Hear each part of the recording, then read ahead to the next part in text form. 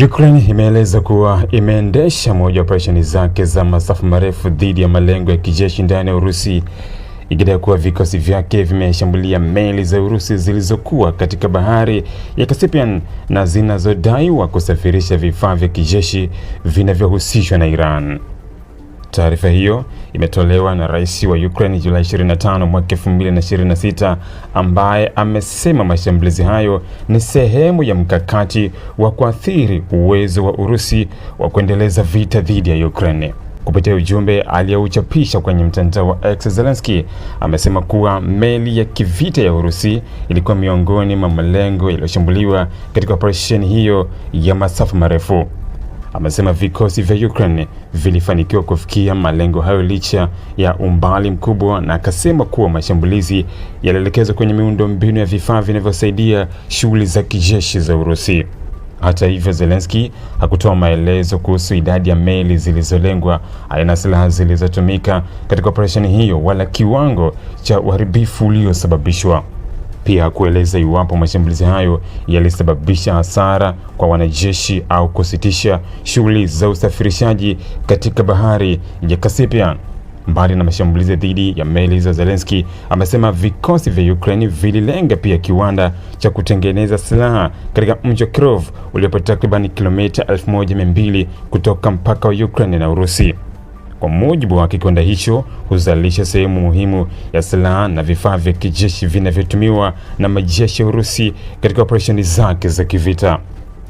Rais huyo ameongeza kuwa operesheni hiyo ilihusisha mashambulizi dhidi ya kiwanda cha kusafisha mafuta katika mji wa Uman. Kwa mujibu wa Zelensky, kulenga miundombinu hiyo ni sehemu ya juhudi za Ukraine za kupunguza uwezo wa Urusi kuzalisha silaha, kusafirisha vifaa vya kijeshi na kuhakikisha kuwa njia zake za ugavi zinakumbwa na usumbufu mkubwa. Ukraine imekuwa ikiongeza matumizi ya ndege zisizo na rubani na silaha za masafa marefu katika miezi ya hivi karibuni ili kushambulia maeneo ya ndani kabisa ya Urusi yanayohusishwa na sekta ya ulinzi na nishati.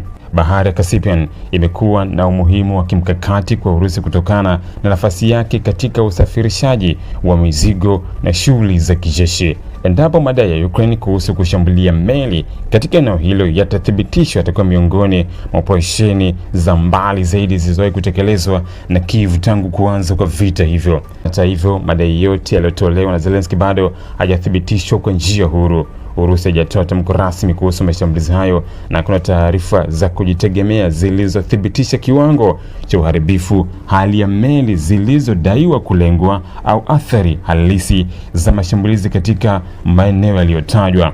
Mapigano kati ya Ukraine na Urusi yameendelea kushuhudia ongezeko la mashambulizi ya masafa marefu kutoka pande zote mbili, huku kila upande ukijaribu kudhoofisha uwezo wa kijeshi wa mwenzake kwa kulenga viwanda vya silaha, maghala ya mafuta, vituo vya usafirishaji na miundombinu mingine muhimu inatumika kuendeleza operesheni za kivita. Katika mazingira hayo, madai kama haya yanaendelea kuonyesha jinsi vita hivyo vinavyozidi kupanuka kutoka maeneo ya mstari wa mbele hadi ndani kabisa ya maeneo ya kimkakati ya kila upande.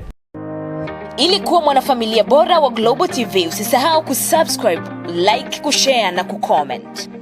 Baada ya kusubscribe, bonyeza alama ya kengele ili kupata taarifa kwa kila video inayopanda Global TV Online.